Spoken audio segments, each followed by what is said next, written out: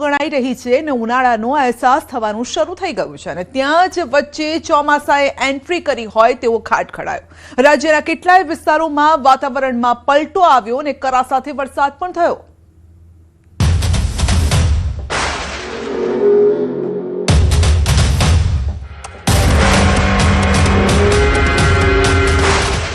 ઉનાળા પહેલા ચોમાસાની એન્ટ્રી। उत्तर गुजरात थी लई मध्य गुजरात भींजाયું। શિયાળાની વિદાય વેળાએ રાજસ્થાનમાં પડ્યા કરા। આ શું થઈ રહ્યું છે? શિયાળામાં ઠંડી ગાયબ થઈ ગઈ છે। ઉનાળા પહેલા લોકો પર સેવે રેબઝેબ થઈ રહ્યા છે ને બાકી હતું તો હવે વરસાદ લોકોનું ટેન્શન વધારી રહ્યો છે। ફેબ્રુઆરીના મધ્યમાં કમોસમી વરસાદ ઘાત બનીને આવ્યો।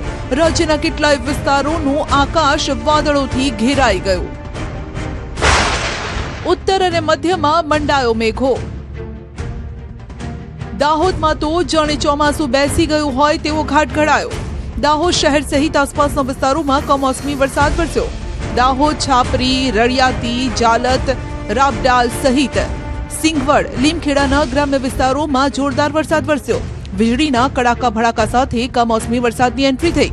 કમોસમી વરસાદને લઈને ખેડૂતોની ચિંતા વધી છે। જો કે છેલ્લા ઘણા દિવસથી ઉકળાટ વર્તાતા લોકોએ હવે ઠંડકનો અનુભવ કર્યો। જો કે આ વરસાદ ખેડૂતો માટે વેરી બન્યો હોય તેવો ઘાટ ખડાયો। છોટાઉદેપુર જિલ્લામાં તો ચોમાસા જેવો વરસાદ પડ્યો। છોટાઉદેપુર અને પાવી જેતપુર તાલુકામાં વરસાદે રસ્તા ભીંજવી દીધા। સમગ્ર દિવસ દરમિયાન વાદળછાયું વાતાવરણ રહ્યા બાદ મોડી રાત્રે વરસાદે ધડબડાટી બોલાવી। ભારે પવન સાથે વરસેલા વરસાદથી કેરીના પાકને નુકસાન થવાની ભીતિ છે।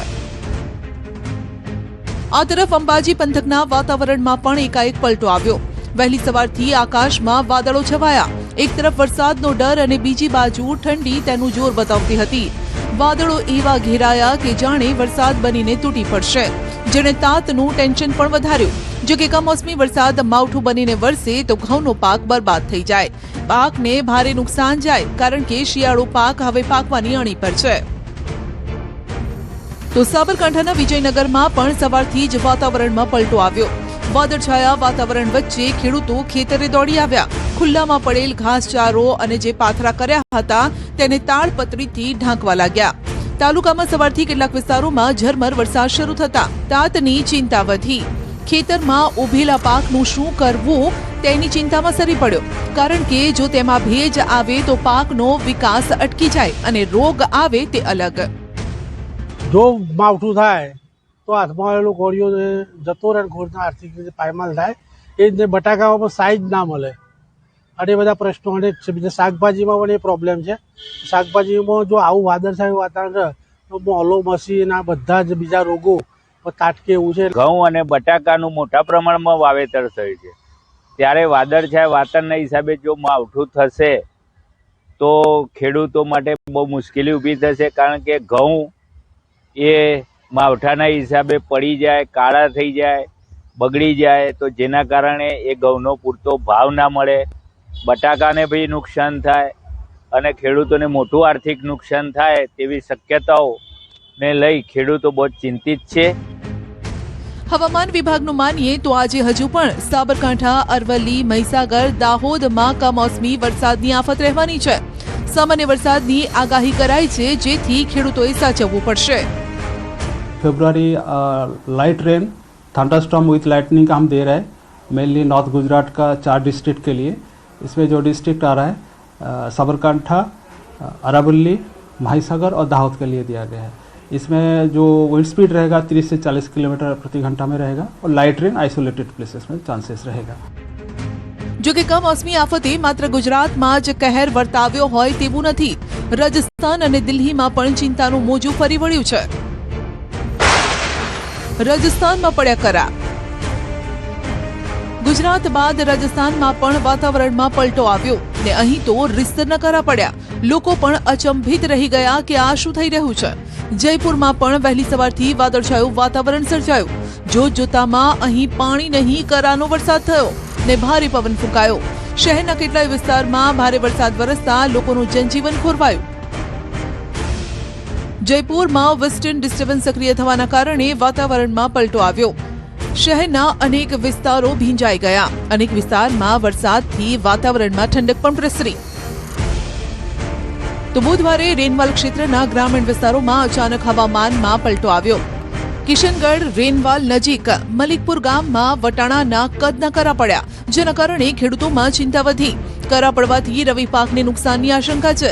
સવારથી જ વિસ્તારમાં ઝરમર વરસાદ પડી રહ્યો હતો, જેના કારણે ઘણા વિસ્તારોમાં પાણી પણ ભરાઈ ગયા. આ દરમિયાન રેનવાલ શહેરના બસ સ્ટેન્ડ પાસે વરસાદી પાણી ભરાઈ ગયા અને ટ્રાફિક ખોરવાયો. પાણી ભરાવાના કારણે 2 વ્હીલર 4 વ્હીલર વાહન ચાલકોને અવરજવરમાં મુશ્કેલીનો સામનો કરવો પડ્યો. સ્થાનિક રહેવાસીઓએ ડ્રેનેજ સિસ્ટમ સુધારવાની માંગ કરી છે. રાજસ્થાનના મકરાણાના લાડડિયા ગામમાં આજે કમોસમી વરસાદ અને કરા પડ્યા, જે પાક માટે નુકસાનદાયક છે. અચાનક જ કરાનો વરસાદ થતા ખેડૂતોના રવિ પાકને નુકસાનની ભીતિ છે. ખેડૂતોએ જણાવ્યું કે ભારે કરા પડવાથી ખેતરમાં ઉભા પાકને ગંભીર રીતે નુકસાન થશે. ઘણી જગ્યાએ તો સંપૂર્ણ પાક પણ નાશ પામશે. અસરગ્રસ્ત ખેડૂતોએ માંગ કરી છે કે વહીવટીતંત્ર સર્વે કરે અને તાત્કાલિક વળતર આપે. ઉલ્લેખનીય છે કે તાજેતરમાં રાજ્યમાં પશ્ચિમી ખલેલના કારણે જિલ્લાઓમાં વરસાદ અને કરા પડવાની ચેતવણી પણ આપવામાં આવી હતી. ટોંક જિલ્લામાં ફરી એકવાર અચાનક હવામાન બદલાયું. મોડી રાતથી આકાશ વાદળછાયું હતું. સવારે ઠંડા પવનો ફૂંકાયા અને વરસાદ એકાએક તૂટી પડ્યો. મધરાત્રિએ પણ ગાજવીજ સાથે અચાનક વરસાદ પડ્યો. હવામાનમાં આ ફેરફારથી ખેડૂતોની ચિંતા વધી. સરસ્યું, ઘઉં, જવ, ચણાના પાક જે ખેતરમાં કાપવા માટે તૈયાર છે, તેના પર વરસાદ તૂટી પડ્યો. ઘણી જગ્યાએ કાપેલા પાક ખેતરમાં પડ્યા છે. ખેડૂતો પાકને નુકસાનની શક્યતા વ્યક્ત કરી રહ્યા છે. હવામાનમાં ફેરફારના કારણે તાપમાનમાં ઘટાડો થયો છે, જેના કારણે ઠંડી ફરી વધી ગઈ છે. રાજસ્થાનના સરહદી જિલ્લા શ્રી ગંગાનગરમાં મંગળવારે પશ્ચિમી વિક્ષેપના કારણે વરસાદ પડ્યો અને હવામાન સંપૂર્ણપણે બદલાઈ ગયું. અન્ય વિસ્તારોમાં જ્યાં નુકસાની છે, ત્યાં જ આ વિસ્તારના ખેડૂતો કંઈક અલગ જ કહાની કહી રહ્યા છે. આ વિસ્તાર ઘણા સમયથી ગરમીનો પ્રકોપ સહન કરી રહ્યો છે અને તેવા સમયે આ વરસાદે ઠંડક આપી છે. ખેડૂતોનું કહેવું છે કે આ વરસાદ પાકને ફાયદો કરાવશે. ખેતરોમાં ઊભા પાકને નવજીવન મળશે. આ વરસાદથી ઘઉં, સરસ્યું અને ખેતરમાં અન્ય જે પાક રવિ પાક ઊભા છે, તેમાં ફાયદો થશે. શ્રી ગંગાનગરના ખેડૂતો સિંચાઈના પાણીની અછત અને તાપમાનમાં અચાનક વધારાના કારણે પાકના વિકાસ અંગે ચિંતિત હતા, પરંતુ હળવા વરસાદ બાદ ખેડૂતોની ચિંતા ઘટી ગઈ છે. इसमें फायदा बहुत होगा सर, बहुत ज़्यादा फायदा है इसमें. ये गर्मी ज़्यादा बढ़ रही थी, अब कुछ ठंड मिल गई तो ये फसल तैयार हो जाएगी, नहीं तो ये बस खराब हो जानी थी. नवंबर से सोइंग की जाती है, उसमें वो बहुत ज़्यादा बेनिफिट्स है. और साथ में ये जो गेहूँ है, इसमें ज़्यादातर अपने को उत्पादन में थोड़ी वृद्धि होती है. और जो बारिश हुई है कल, इस वजह से जो इसमें कनक में मिठास भी आएगी और खाने में भी अच्छा लगेगी और साथ में प्रोडक्शन में भी थोड़ी सी अधिकता आएगी. આ તરફ દિલ્હીમાં પણ આજે વહેલી સવારથી વાતાવરણમાં પલટો આવ્યો છે. સાગરપુર, મોતીબાગ સહિતના દક્ષિણ દિલ્હીના વિસ્તારોમાં વરસાદી ઝાપટા પડ્યા. વરસાદના કારણે વાતાવરણમાં ઠંડક પ્રસરી. તો ઉત્તર પ્રદેશના નોઈડામાં પણ કમોસમી વરસાદ આફત બનીને આવ્યો. શહેરના અનેક વિસ્તારમાં વરસાદી માહોલ છવાયો. માવઠાના કારણે એક તરફ ઠંડક પ્રસરી છે, બીજી તરફ ખેડૂતોની ચિંતા વધી છે. આમ ક્યાંક રાહત અને ક્યાંક આફત બનીને આવ્યું છે આ માવઠું. 3 સિસ્ટમની અસર. અચાનક આવેલા વાતાવરણમાં પલટાથી લોકો વિચારમાં મુકાઈ ગયા છે કે વગર સિઝનનો વરસાદ કેમ આવ્યો. તો આપને જણાવી દઈએ કે હવામાન વિભાગનું કહેવું છે કે હાલ 3 સિસ્ટમ સક્રિય થઈ છે, જેની અસર ગુજરાત અને રાજસ્થાન પર વર્તાઈ રહી છે. Western disturbance, upper air cyclonic circulation. Rajasthan પાસે ટ્રફ સક્રિય થતા રાજ્ય સમેત દેશના ઘણા વિસ્તારોનું હવામાન ડગમગી ગયું છે. હવામાન વિભાગના મતે રાજ્યમાં થંડરસ્ટોર્મ एक्टिविटी સાથે સામાન્ય વરસાદની આગાહી પણ છે. अभी 3 सिस्टम हमारे ऊपर परसिस्ट कर रहे हैं, जिसके लिए हम नॉर्थ गुजरात में हम आज आइसोलेटेड लाइट रेन और थंडरस्टॉर्म का जो वार्निंग दिया है, ये 3 सिस्टम के कारण पॉसिबिलिटी है. एक WD as a cyclonic circulation दक्षिण पूर्व पाकिस्तान और एडजॉइनिंग पश्चिम राजस्थान के ऊपर परसिस्ट कर रहा है. તો આ તરફ અંબાલાલના મતે પાડોશી દેશ પાકિસ્તાન તરફથી આવતા પશ્ચિમી વિક્ષેપના કારણે હાલ રાજ્યનું વાતાવરણ ઉથલ પાથલ થઈ ગયું છે. 25 વૃક્ષો પાકિસ્તાન તરફથી આવતો હશે મેડિટેરિયન સીમાંથી, અને જે રાષ્ટ્રો છે અરબ રાષ્ટ્રો ત્યાં થઈને આવતો હોય છે. એટલે આની અસર લગભગ કરા પડવા, વરસાદ કમોસમી વરસાદ થવો અને પવનના તોફાનો થવા તે રહેશે. જો રાજ્યની વાત કરીએ તો 19 થી 24 સુધી હવામાન સામાન્ય રહેશે તેવી આગાહી હવામાન વિભાગે કરી છે. આગામી 48 કલાક તાપમાન યથાવત રહેશે, કોઈ મોટો ફેરફાર જોવા નહીં મળે, પરંતુ 22 ફેબ્રુઆરીથી ફરી 2 થી 3 ડિગ્રી તાપમાન ઘટવાનું છે તે નક્કી છે. तो अगले 48 घंटा तो कोई बड़ा बदलाव नहीं रहेगा और उसके आगे 2 से 3 डिग्री सेंटीग्रेड राइज रहेगा 2 दिन. उसका एक ग्रेजुअल फॉल रहेगा 2 से 3 डिग्री सेंटीग्रेड. और लघुत्तम तापमान का बात करें, ग्रेजुअल राइज रहेगा अगले 3 दिन 2 से 3 डिग्री सेंटीग्रेड. उसके आगे कोई बड़ा बदलाव नहीं रहेगा. એટલે હાલ ભલે ઠંડક થઈ હોય, પરંતુ લોકોએ આગામી સમયમાં ગરમીમાં શેકાવા માટે તૈયાર રહેવું પડશે. બનાસકાંઠાના પાલનપુર તાલુકાનું રૂપપુરા ગામ બન્યું છે સૌર ઉર્જાથી સજ્જ. ગામના 90% ઘરો સૌર શક્તિથી ઝળહળી રહ્યા છે. સોલાર યુક્ત ગામ બનતા વીજ બિલની ઝંઝટમાંથી મુક્તિ મળી છે.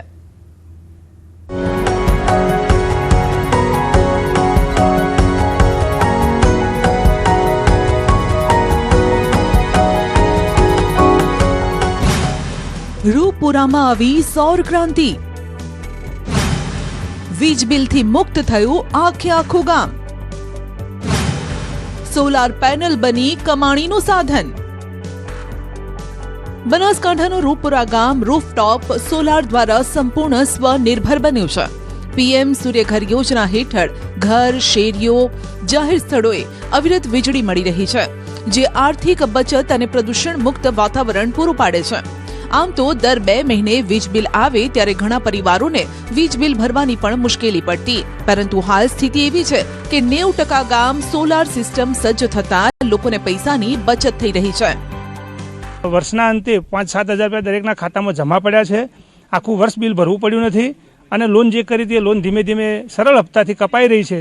તો આવનારા 3 વર્ષમાં આ લોન પણ જમા થઈ જશે. કોઈ પણ બોજો કોઈના ઉપર રહેવાનો નથી અને બિલકુલ ખૂબ સારી રીતે વગર બિલ ભરે પોતે અત્યારે ભૌતિક સુખો ભોગવી રહ્યા છે. રૂપપુરા ગામ આજે પ્રગતિશીલ ગામ તરીકે ઓળખ બનાવી ચૂક્યું છે. સમગ્ર ગામમાં સામૂહિક રીતે સોલાર સિસ્ટમ સ્થાપિત કરાય છે. દરેક ઘર, દરેક ઇમારત, દરેક છત પર ઝળહળતા સોલાર પેનલ આજે ગામને સ્વાવલંબન તરફ લઈ જઈ રહ્યા છે. ગામના આગેવાનોનું કહેવું છે કે ગામમાં વધી રહેલા વીજળીના ખર્ચ અને પર્યાવરણ પ્રત્યેની જવાબદારીને ધ્યાનમાં રાખીને સૌએ સાથે મળી આ મહત્વપૂર્ણ નિર્ણય લીધો છે. શરૂઆતમાં લોકોને લાગતું સોલાર પેનલ ફિટ કરવાનો ખર્ચ વધુ થશે, રૂપિયા કેવી રીતે કાઢીશું, પરંતુ સોલાર સિસ્ટમના ફાયદા અને સબસિડી વિશે જાણ્યું તો લોકો પણ દંગ રહી ગયા. સામાન્ય રીતે 3.3 કિલોવોટ સોલાર સિસ્ટમ લગાવવા માટે 1.5 લાખથી વધુનો ખર્ચ થતો હોય છે. સરકાર દ્વારા 78,000ની સબસિડી અપાય છે, એટલે ગ્રાહકને 70 થી 80,000 જેટલું જ ભરવાનું આવે છે. જો કે આ સોલાર સિસ્ટમ લગાવવામાં સરકારની સબસિડી સિવાય ગામના પશુપાલકોને બનાસ ડેરીએ મદદ કરી અને 90% લોન પૂરી પાડી, જેના કારણે ગ્રાહકોને 70 થી 80,000 રૂપિયા ભરવાનું ભારણ પણ ઘટી ગયું અને દરેક પશુપાલકોને 90% લોન મળી. ખાતામાં નજીવી દરે દર મહિને હપ્તા રૂપે રકમ કપાત કરીને લોન આપવામાં આવી, જેનો સીધો ફાયદો આ પશુપાલકોને થયો. સાહેબે સમજ આપી, લોકો તૈયાર થયા. સાથે બનાસ ડેરીનો એક આર્થિક સહયોગ મળ્યો કે સરકારશ્રીની જે સબસિડી બાદ કરતો ગ્રાહકે જે ભરવાની રકમ થતી હતી એમાં દૂધ મંડળીના દૂધ ગ્રાહકોને 90% સુધીની લોન મળી. 10% ગ્રાહકે ભરવાના થાય એટલે 70,000 રૂપિયા લોન મળી. એ 3 વર્ષના હપ્તે. મોંઘી વીજળી, વધતા બિલ અને વારંવાર થતી પાવર કટની સમસ્યાઓ વચ્ચે હવે સોલાર ઉર્જા સામાન્ય લોકો માટે આશાનું કિરણ બની ગઈ છે. હવે ના તો લોકોને વીજ બિલ આવે છે, ના ખોટા ખર્ચા, અને છૂટથી લાઇટ, પંખો, એસી પણ વાપરી શકે છે. 5 થી 7,000 રૂપિયા જેટલી બચત પણ થાય છે, તે અલગ. જે વીજળી ઉત્પન્ન થાય છે તેનાથી તેમના ખાતામાં રૂપિયા પણ આવે છે, એટલે 3 થી 5 વર્ષમાં સોલાર લગાવવાનો ખર્ચ પણ નીકળી જાય તેમ છે. 85 સોલર થાય છે. એના લીધે અત્યારે 1 વર્ષનો આપણે રિવ્યૂ લીધો, તો એના લીધે જે પણ ગ્રાહકોને સોલર કરવામાં આવેલા છે એમને છેલ્લા 1 વર્ષથી કોઈ વીજ બિલ ભરવાનું આવેલું નથી. વત્તા એમને દર વર્ષે અંદાજિત એવરેજ 5,000 રૂપિયા જેવા એમના ખાતામાં જમા આવે છે. સોલાર કર્યા પછી ગ્રાહકે લગભગ સારું એવું બેનિફિટ લઈ શક્યો છે. આમાં માનો કે 5-7 હજાર રૂપિયા વર્ષે જે તેના ખાતામાં જમા આવે છે અને લાઇટ બિલ તો ભરવાનું થતું જ નથી એમાં. તો સોલારના ખૂબ ઘણા બધા ફાયદા છે અને અમે આ પ્રોજેક્ટ આજે લગભગ 90% સમાપન કરી ચૂક્યા છીએ. આમ સરકાર દ્વારા સોલર ઉર્જાને પ્રોત્સાહન આપવામાં આવી રહ્યું છે અને લોકો પણ પરંપરાગત વીજળીના બદલે સોલાર તરફ વળતા જોવા મળી રહ્યા છે. તેમાં રૂપપુરા ગામ પણ પ્રેરણાદાયી બન્યું છે. ગુજરાતની ધરતી પર રાષ્ટ્રકક્ષાનો મેળો, જ્યાં ઉમટ્યા એક-એકથી ચડિયાતા અશ્વો. વાવ થરાદના જસરા ગામે 5 દિવસીય મેળાને માહલવા લોકો દૂર દૂરથી આવ્યા અને અશ્વોના કરતબો જોઈને દંગ રહી ગયા.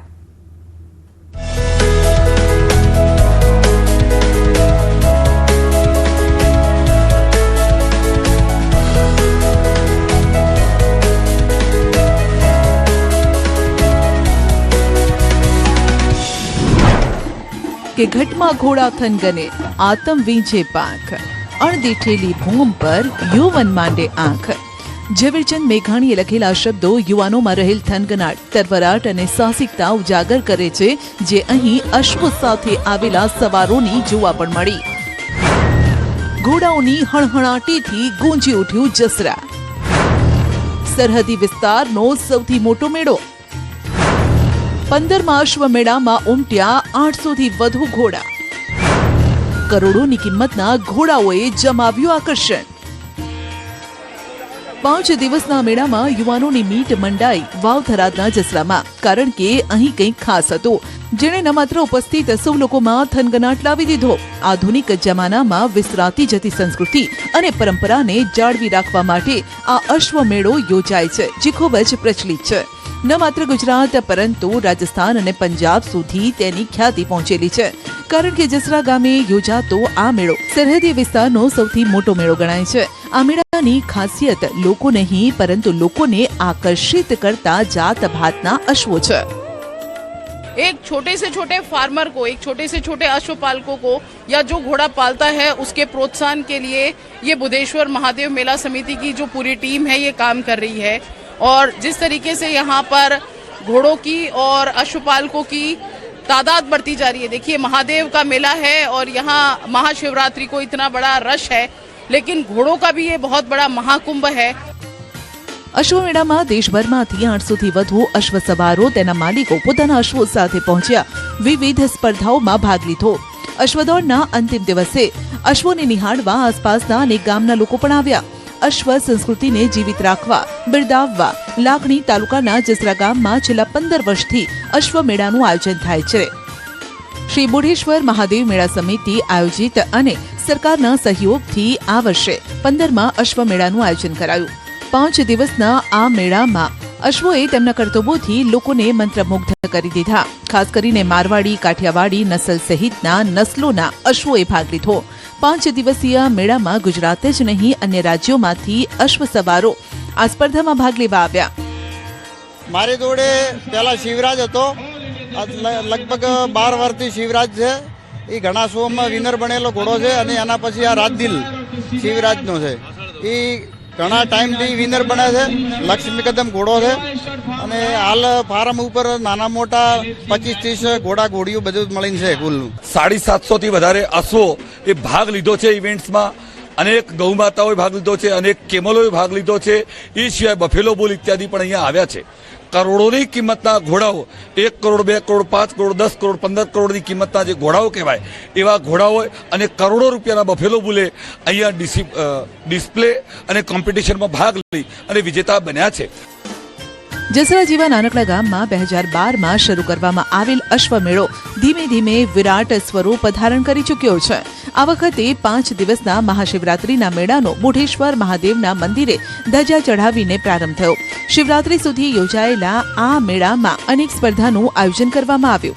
ગુજરાત પોલીસનું અશ્વ tent pegging, jumping show, dog show, camel show, આ સાથે અનેક પ્રકારની રેસ અને ક્લબ ઇવેન્ટ યોજાઈ.